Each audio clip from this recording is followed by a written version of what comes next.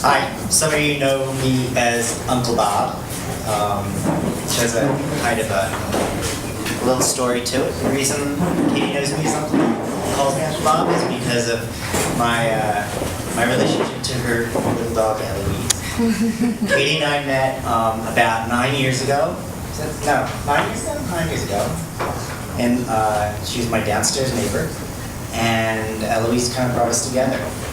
And one of the interesting things about that relationship was that Katie would go to work, and I would come home from the gym, and I'd work from home, and I'd come home from the gym, and I'd jiggle my keys in the hallway, and Eloise would bark and run around in circles, and I would open up Katie's door, and Eloise would dart out and run up to my apartment, and she would keep me company all day while I was at work. So, and then Katie would come home, and she would just shoot me a text that says, "I'm home," and I'd open the door, and Eloise would run in. It was very, very cute. I have notes. I also have glasses in case I can't read. One of the fun things that Katie and I used to do was we'd meet to go for Pinkberry, and Katie would send me a text. She'd go, "UB for Uncle Bob, PB for Pinkberry, KDD for Katie." And so that nickname for Katie that I have is KDD. And the reason I call her KDD is sometimes she exhibits some symptoms of ADD.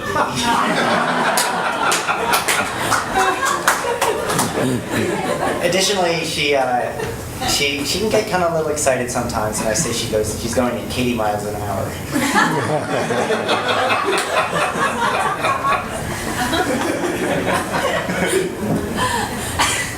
And it always amazes me that Katie and I became as close friends as we did. I remember walking down the street with her one day. It was like right when we first met, and she was 24 years old. I'm a 40-year-old man, and I'm walking down the street, and I'm like, what am I doing?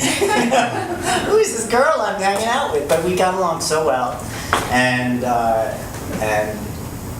we sort of shared common experiences. I think she had a series of boyfriends who were not as stellar as and I shared that same unfortunate pattern too. And unfortunately, I think we've both broken out of that pattern. I know you have, and I'm pretty sure I have. Uh-oh, I'm in trouble. So one of the things that happened when, as our relationship grew, we were nervous because she was going to be moving out. She was going to buy a new apartment, and I remember her biggest fear was, what am I going to do? What am I going to do? I can just imagine if I, buy a place and then I meet the right guy and I'm going to get married.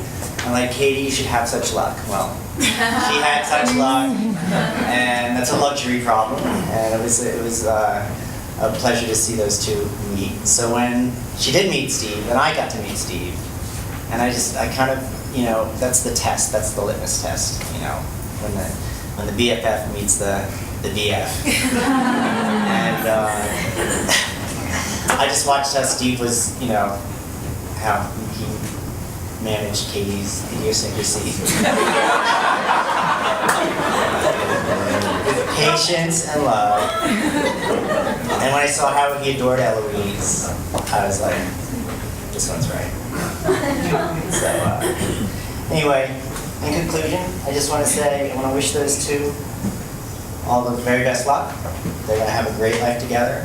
I don't know what their intentions are, but maybe they'll make me a real Uncle Bob.